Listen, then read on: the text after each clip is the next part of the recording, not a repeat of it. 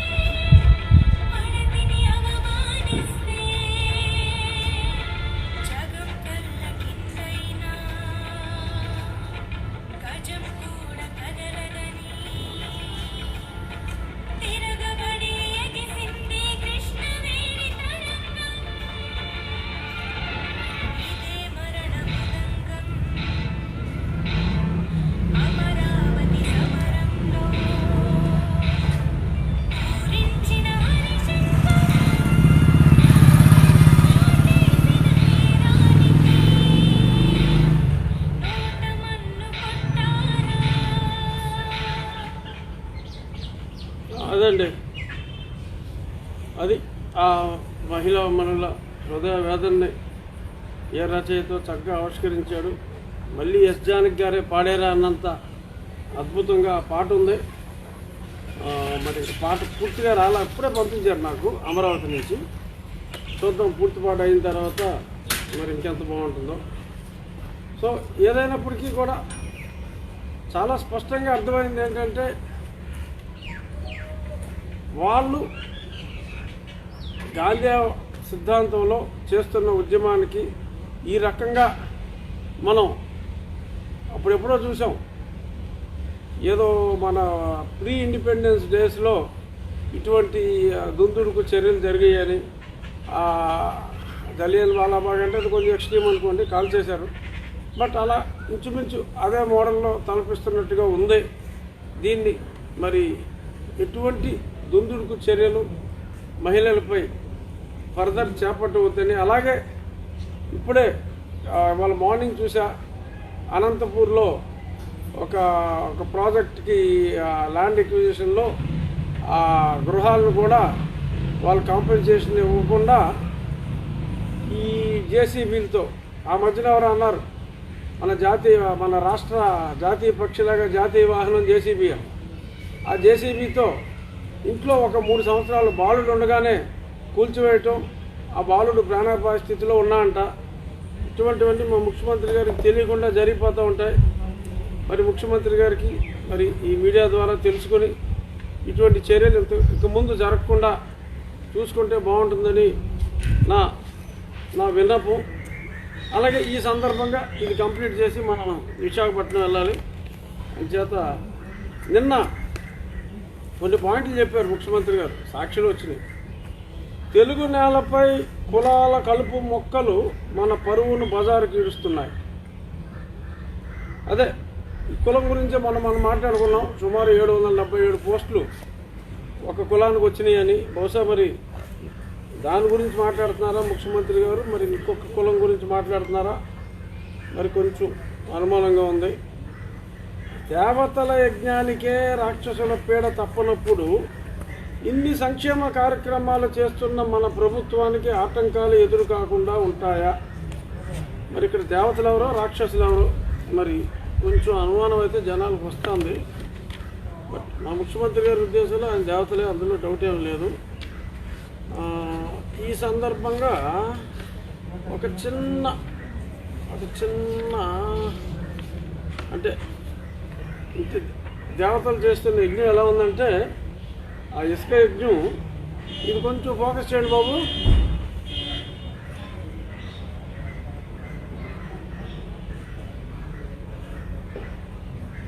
చేసారా? ఫోకస్ అయిందా?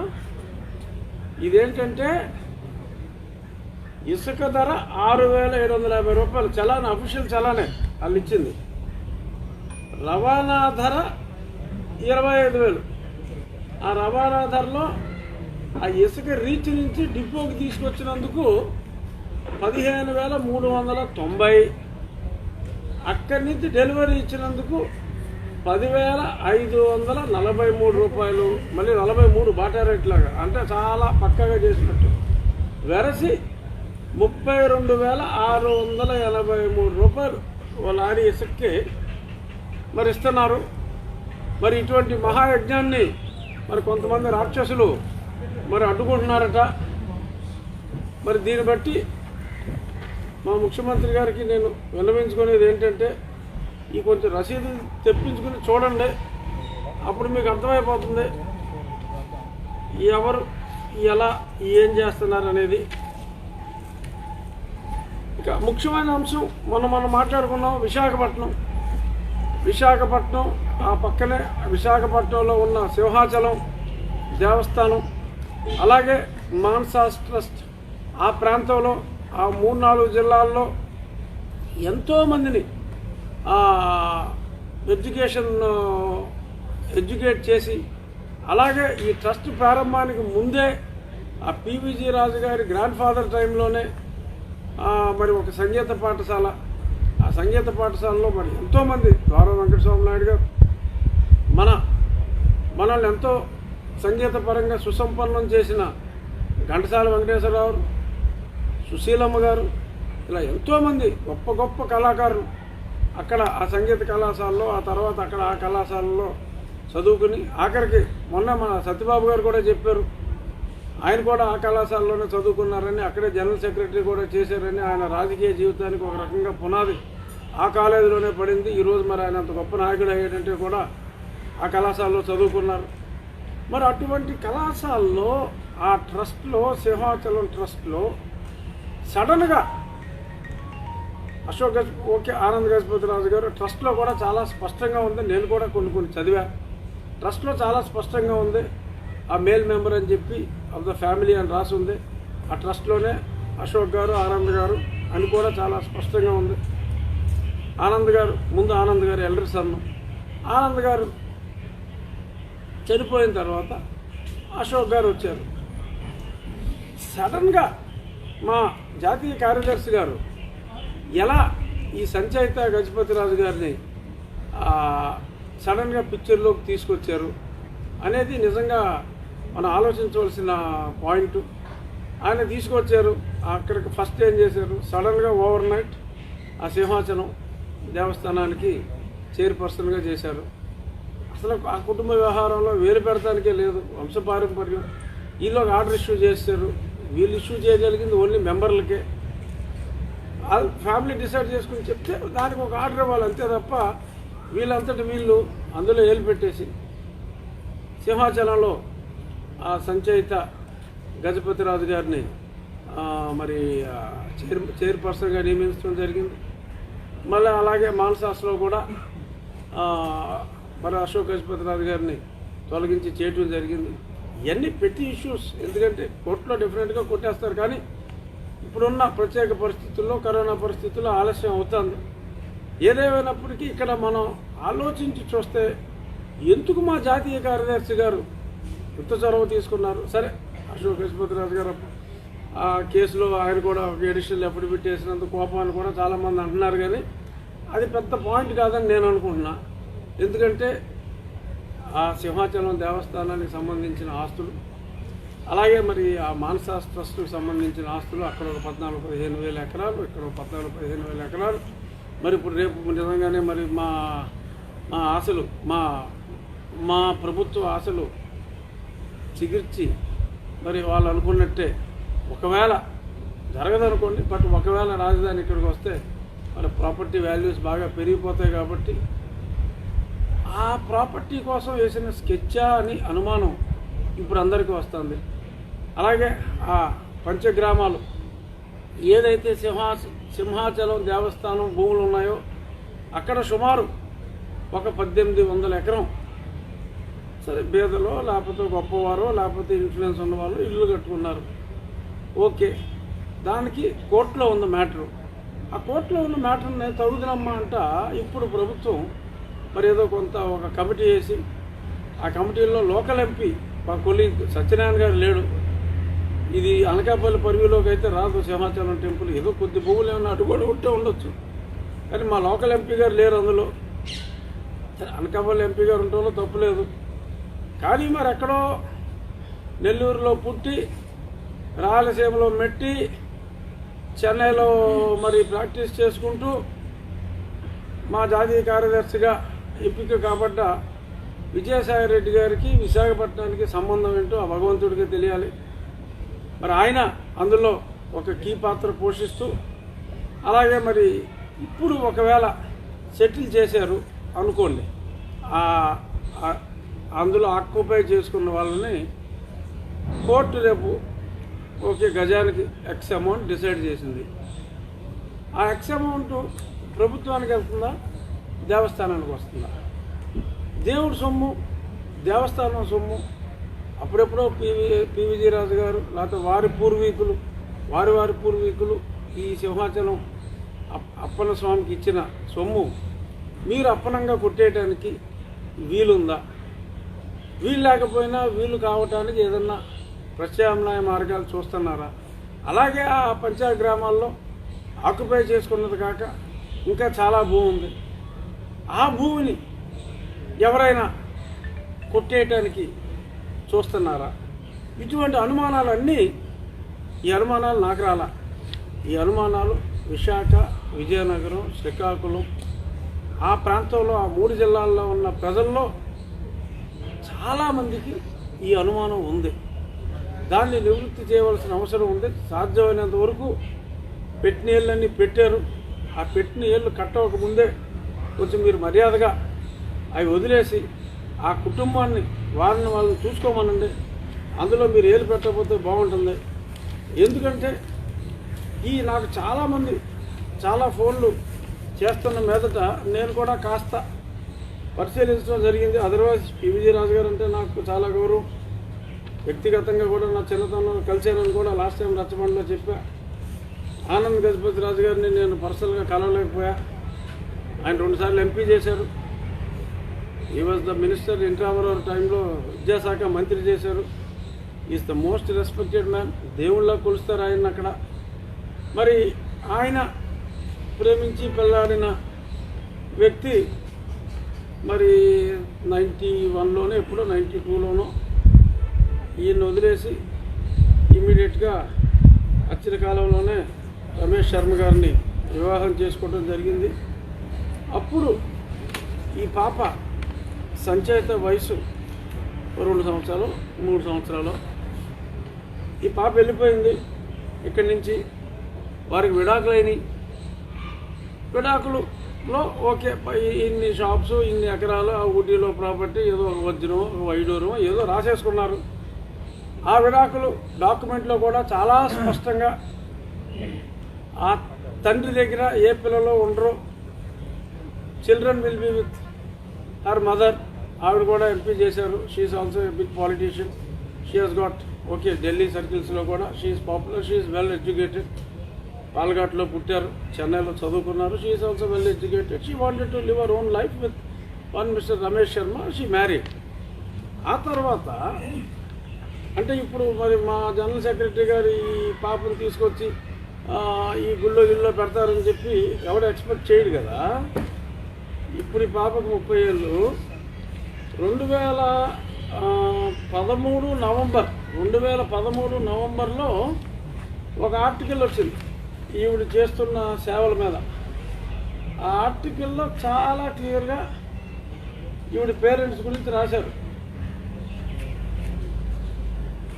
అందులో ఈవిడ వసంత వ్యాలీ స్కూల్ ఇన్ ఢిల్లీలో చదువుకుంది. అలాగే her mother Uma Gajapati Raju was a Lok Sabha MP from Visakhapatnam, well known media personality and social worker. ఇది ఆర్టికల్. ఇది 2013లో ఆర్టికల్లో చాలా క్లియర్గా her father Ramesh Sharma is an activist, film maker who had won awards for his documentary The Journalist and the Jihadi, The Murder of Daniel Pearl. So it was clearly written in her own article. అందులో తండ్రి గారి పేరు రమేష్ శర్మ అని రాసుంది. తల్లి గారికి విడాకులు అయిన తర్వాత కనీసం పివిజి రాజు గారు 95 నవంబర్ 14న ఆయన కాలం చేశారు. ఆయన కాలం చేసినప్పుడు కూడా చూడటానికి మరి తల్లిగారే రాలేదు. వాణి గజపతి రాజు గారే రాలా. ఉమా గజపతి రాజు గారే రాలేదు. So they were totally detached. Never this girl has come here. So అలాంటిది సడన్గా ఆ తర్వాత ఆనంద్ గజపతి రాజు గారు మరలా వివాహం ఈవిడ వదిలి వెళ్ళిపోయిన తర్వాత, విడాకులు అయిన తర్వాత, విడాకులు అయిపోయిన తర్వాత ఆవిడ అలాగా రమేష్ శర్మ గారిని చేసుకున్నారు. ఈయన కూడా విజయనగరానికి చెందిన సుధారాజు గారిని వివాహం చేసుకోవడం జరిగింది. వారికి ఒక పాప పుట్టింది. ఆ పాపనే వారసురాలుగా ఆయన బిల్లులో కూడా రాయటం జరిగింది. ఈ పాపే ఆయన వారసురాలని చెప్పి కూడా రాయటం జరిగింది. ఆ పాప కూడా మన టీవీలో ఇచ్చిన స్టేట్మెంట్స్ కూడా నేను కూడా చూశాను. చక్కగా మాట్లాడింది. నేను లండన్లో ఉన్నందువల్ల ఇది క్లారిఫికేషన్ ఇవ్వలేకపోయాను. I have the will, we will approach the court అని. If at all Ananda Gajapati రాజు గారి ఫ్యామిలీయే ఉండాలని మా జాతీయ కార్యదర్శి గారు అనుకుంటే, ఆనంద గజపతి రాజు గారి వారసురాలు ఊర్మిళ గజపతి రాజు తప్ప, అయితే సుధా గజపతి రాజు గారు అవుతారు తప్ప, ఏనాడో విడాకులు తీసుకున్న ఉమా గజపతి రాజు గారు కానీ అప్పుడే తల్లితో పాటు వెళ్ళిపోయి స్కూల్ రికార్డుల్లో కూడా తండ్రి పేరు మరి రమేష్ శర్మనే ఉందట. మరి స్కూల్ రికార్డులో కూడా మరి తండ్రి రమేష్ శర్మన్ ఉన్నప్పుడు వారితోనే ఉంటున్నప్పుడు ఇలాగ సడన్గా వచ్చి ఈ రకంగా ఈ కుటుంబాల మధ్యన ఇలా కలహాలు పెడతాం, పైగా తగుదనమ్మ అంటూ వారి కుటుంబానికి సంబంధించిన ఆ సిరిమానోత్సవానికి కూడా ఆ బడితల్లి అమ్మవారి సిరిమానోత్సవం కూడా వారిని అక్కడ కూర్చుంటే అక్కడి నుంచి లేపేసిన కుసంస్కారం నిజంగా మరి రాజవంశీయులకైతే ఎవరికి అటువంటి కుసంస్కారం ఉండదు. ఆవిడ కుసంస్కారాన్ని నేను ఓపెన్గానే నా నిరసన వ్యక్తం చేస్తున్నాను. ఎవరినో చూసుకుని ఎవరన్నో చూసుకుని, if they are really your family members, this is not the way you should have acted Sanchayita. It is incorrect. ఎవరన్నో చూసుకుని చెలరేగిపోతే రేపు మాపు కోర్టు ఆర్డర్లు వస్తాయి. సో కాబట్టి దయచేసి ఫ్యామిలీ అంతా కలిసి ఉంటే మంచిది. నిన్ను అడ్డం పెట్టుకుని ఈ ప్రాపర్టీస్ అన్నీ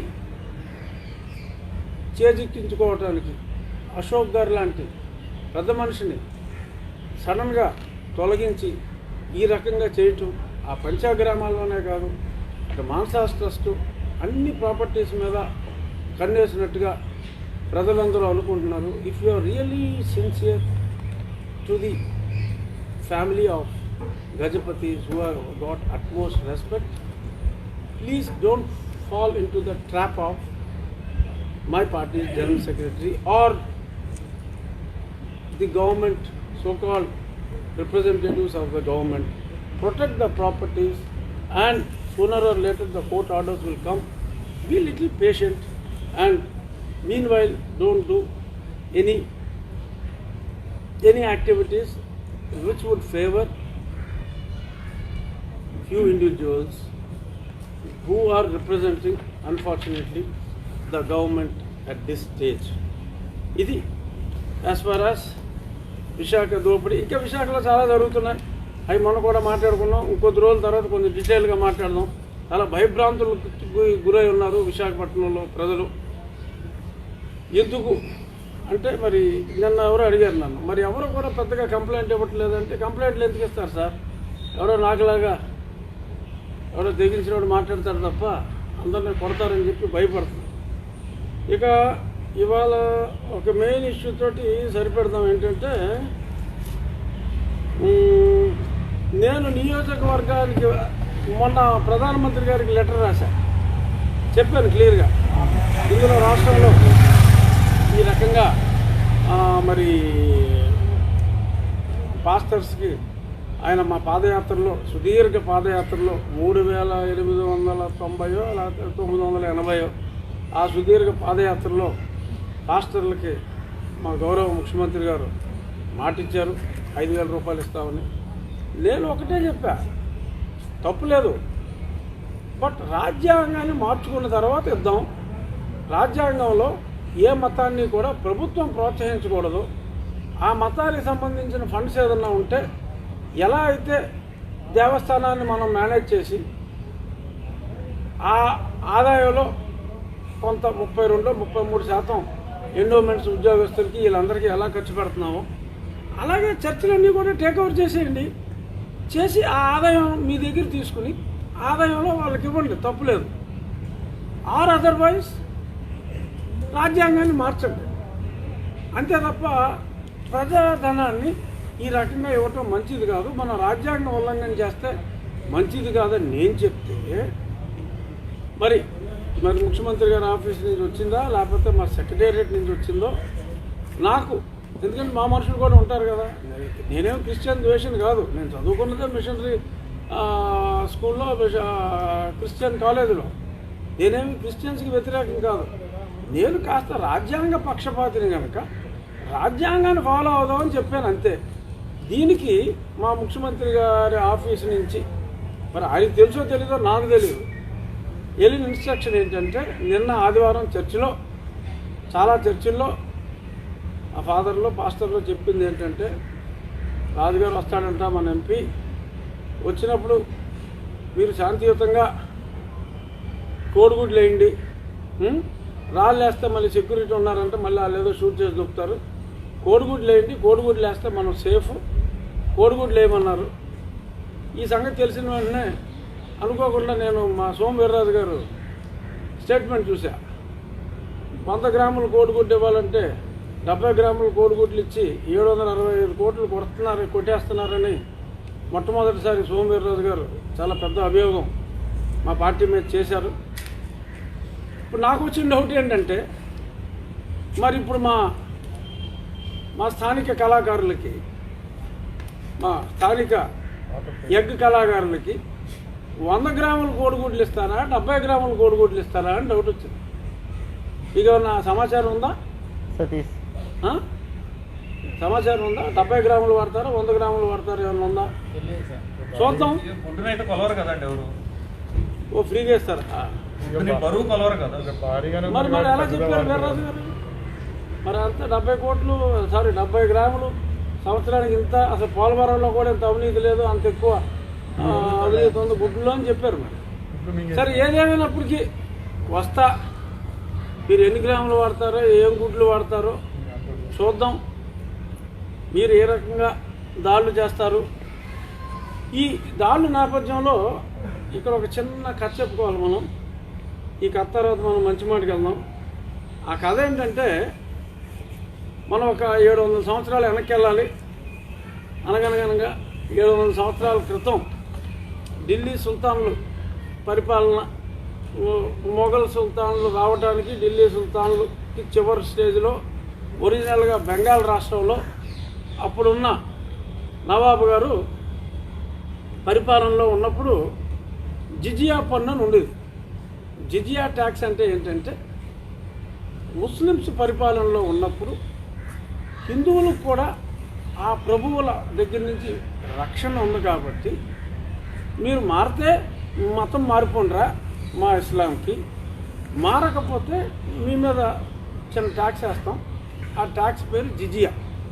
ఆ జిజియా ట్యాక్స్ ఏంటంటే, ఎవరైతే నేను హిందూయిజంకి మారనన్నారో, ఇస్లాంకి మారనన్నారో వాళ్ళందరూ ఆ ట్యాక్స్ పే చేయాలి. అందుకనే మీకు వెస్ట్ బెంగాల్లో కానీ, ఇప్పుడు అక్కడ సపరేట్ అయిపోయిన బంగ్లాదేశ్లో కానీ ముస్లిం పాపులేషన్ ఎక్కువ. అంతా ఒకళ్ళే, అంతా మన వాళ్ళే, ఒకే మతం తీసుకున్నారు, ఓకే, ఆ ట్యాక్స్ని భరించలేక తీసుకున్నారు. ఆ తర్వాత ఢిల్లీ సుల్తానేట్ కూడా ఇది కంటిన్యూ చేయటం. Akbar is a great emperor, there is no doubt at all. So Akbar టైంలో ఆ జిజియా పన్ను తీసేశారు. తర్వాత మళ్ళీ ఔరంగజేబు గారి టైంలో, ఆ తర్వాత జహాంగీర్ కానీ షాజహాన్ కానీ అది జిజియా ట్యాక్స్ వేయలే, అన్ని మతాలని సమానంగానే చూశారు ఆ రోజుల్లో. ఔరంగజేబు గారు మళ్ళీ ట్యాక్స్ వేశారు, మళ్ళీ ఆ జిజియా పన్ను. ఇప్పుడు చూడబోతే ఎలా ఉందంటే, మరి హిందూయిజం గురించి మాట్లాడితే మరి ప్రజాప్రతినిధులను కూడా గుడ్లుచ్చు కొడితే, మరి ఇప్పుడు మాకేదన్నా రక్షణ కావాలంటే మరి మేము మా హిందూయిజం ప్రాక్టీస్ చేసుకోవాలి, మరి క్రిస్టియన్ మతస్థుల గుడ్ల దాడి నుంచి రక్షించుకోవాలంటే మరి మేమేమన్నా ట్యాక్స్ పే చేయాలా అనేది కూడా ఒక అనుమానం వస్తుంది. ఒకవేళ అలాంటి ట్యాక్స్ పే చేయవలసి వస్తే ఆ ట్యాక్స్కి ఏం పేరు పెట్టాల్సి వస్తుందో కూడా విజ్ఞులైన ప్రజలు మీరే ఆలోచించుకోండి. నా మీద అయితే ఒక గుడ్డు కూడా పడకుండా మా హిందూ సైన్యం నా వెంట ఉంటారు. అయినా సరే మీరు ఏ చాటుగానో మా డ్రెస్సులు వేసుకొచ్చి వేస్తే ఒకటి పడవచ్చు. మరి పడితే మీరు వేసేది గుడ్లైనా మరి మేము వేసేది కొంచెం తీవ్రంగానే ఉండొచ్చు. సరే చూద్దాం. ఏదైనా ఇది మా ముఖ్యమంత్రి గారికి తెలియకుండా జరిగిందనే నేను భావిస్తున్నాను కాబట్టి సిన్సియర్గా మీరు కనుక్కోండి. క్రిస్టియన్ అసోసియేషన్స్ ఆఫ్ వైఎస్ఆర్సీపీ యువజన శ్రామిక రైతు కాంగ్రెస్ వాళ్ళని అడగండి, ఇలాంటి ఇన్స్ట్రక్షన్స్ ఏమైనా ఇచ్చారా అని. లేకపోతే ఎవరికైతే ఏ చర్చలో ఎవరికి చెప్పారో నేను మీకు సాక్ష్యం కావాలంటే ఇస్తా. ఇలాంటి పనిమాన పనులు మీ స్థాయికి తగదు, మీకు తెలియకుండానే జరిగిందని నమ్ముతున్నాను కాబట్టి తెలుసుకొని సరి చేసుకోండి. ఈ విషయంలో ఈరోజు మంచి మాట, తిట్టేవాడికి దగ్గరగా ఉన్నా పర్వాలేదు కానీ, అంటే నాలాంటి వాడు అనుకోండి, పొగిడేవాడికి మాత్రం దూరంగా ఉండాలి. అది తిట్టేవాడికి దగ్గరగా ఉన్నా పర్వాలేదు కానీ పొగిడేవాడికి మాత్రం దూరంగా ఉండండి. ఇది నేటి మంచి మాట. మరి ఇది కూడా యాజ్ యూజువల్ నేను రాసింది అయితే కాదు, కానీ మరి నేను చెప్పే మంచి మాటలన్నీ తిట్టులాగా అనిపిస్తే కనుక ఇది కాస్త నా హృదయానికి చాలా హత్తుకున్న మంచి మాట. మరలా మరిన్ని విషయాలతో రేపు కలుగుతాం. ఇవాళ చాలా కోర్టు వ్యవహారాలు ఉన్నాయి, రేపు చాలా చాలా వార్తలు వస్తాయి. రేపు కలుగుతాం. అమరావతి విషయంలో మీ పార్టీకి సంబంధించిన నాయకులే కొంతమంది ఒక మాట అన్నారు. అమరావతిలో జరుగుతున్న ఉద్యమమే కాదు, రియల్ ఎస్టేట్ వ్యాపారులు, బ్రోకర్లు, పెయిడ్ ఆర్టిస్టులు వీళ్ళంతా కలిసి చేస్తున్నారు. అసలు అమరావతిలో ఉద్యమం లేదు, ప్రజలెవరూ అమరావతి ఉద్యమంలో పాల్గొనడం లేదు అని చెప్పి మీ పార్టీ నాయకులు ప్రెస్ మీట్ పెట్టి మరీ చెప్తున్నారు. ఏమంటాం? వాళ్ళ అజ్ఞానానికి నవ్వుకోవాలి తప్ప. ఇప్పుడు మరి పెయిడ్ ఆర్టిస్టులు అయితే ఏమవుతుంది? బ్లేడ్లతో పోయించుకోరు కదా, లాఠీ దెబ్బలు తినరు కదా. పెయిడ్ ఆర్టిస్టులు బ్లేడ్లతో పోయించుకోరు, లాఠీ దెబ్బలు తినరు. మరి దాన్ని బట్టి అర్థమైపోయింది పెయిడ్ ఆర్టిస్టులు ఎవరు అన్ని రోజులు అక్కడ 365 రోజులు పెయిడ్ ఆర్టిస్టులు ఎవరు అక్కడ ఉండరు. ఆ ఉన్న వాళ్ళే, కడుపు పండిన వాళ్ళే అక్కడ ఉంటున్నారు. సో కాబట్టి ఇలా మాట్లాడే వాళ్ళని చూసి మనం జాలిపడాలి తప్ప మరి అంతకన్నా మరి నాకైతే వేరే ఆలోచన ఏమి రావట్లా. గమ్మత్తు ఏంటంటే మన ఆటోల్లో చూసా, ఆటో ఆర్టిస్టులు వచ్చినప్పుడు ఆడ కిక్కిరిసిపోయి ఉంది ఆటో. మరి చాలామంది వచ్చారు, వాళ్ళ మీద కరోనా కేసు ఎందుకు పెట్టలేదు అనేది. ఇప్పుడు వీళ్ళ మీద కరోనా కేసులు పెట్టారు కదా, నిన్న 120 మంది మీద. విపరీతమైన గుంపేం కాదు, 120 మందికి పెట్టారు. మరి ఆ రోజు మరి ఆటో పెయిడ్ ఆర్టిస్టులు ఇంక ఎక్కువ సంఖ్యలోనే ఉన్నారు. ఒక ఆటోలోనే 8-9 బాగా కుక్కి తీసుకొచ్చారు. మరి వారి మీద కూడా మరి కేసులు పెడితే బాగుంటుంది. వాళ్ళ సొంత ఆర్టిస్టులు కాబట్టి వాళ్ళకు కూడా బాగానే ట్రైనింగ్ ఇచ్చినట్టున్నారు, డబ్బులు లేదు. ఆ ట్రైనింగ్ క్లాసెస్ అన్నీ కూడా ఉందిగా, వాళ్ళకి ఎంత పేమెంటు, బిర్యానీ ఇవన్నీ కూడా ఇవి చాలా క్లియర్గా ఉన్నాయి. ప్రతి కూడా ఏదో చిన్న ఫోటో పెట్టుకుంటున్నాడు, తీసేస్తున్నాడు. ఇంకో విషయం, ఇప్పుడు సిఎస్టీకి సంబంధించిన రైతుల్ని అరెస్ట్ చేశారు, కబ్జా చేసి తీసుకెళ్లి జైల్లో పెట్టారు. కేసు విత్డ్రా చేస్తున్నారు. విత్డ్రా చేసుకున్న తర్వాత కేసు లేనప్పుడు వీళ్ళని జైల్లో పెట్టాల్సిన అవసరం లేదు. మీరేమంటారు? అంటే ఒక్కసారి విత్డ్రా చేసుకున్నంత మాత్రాన కేసు కాకపోదు. అది మేము కోర్టులో ప్రొడ్యూస్ చేసి ఆ తర్వాతే తీసుకుంటామని చెప్పారు. మరి కోర్టులో ప్రొడ్యూస్ చేయడం లేట్ చేస్తున్నారు, మరి ఏంటో. మరి అది నిజంగా అది చాలా stupid case. SC atrocity case book చేయడమే తప్పు.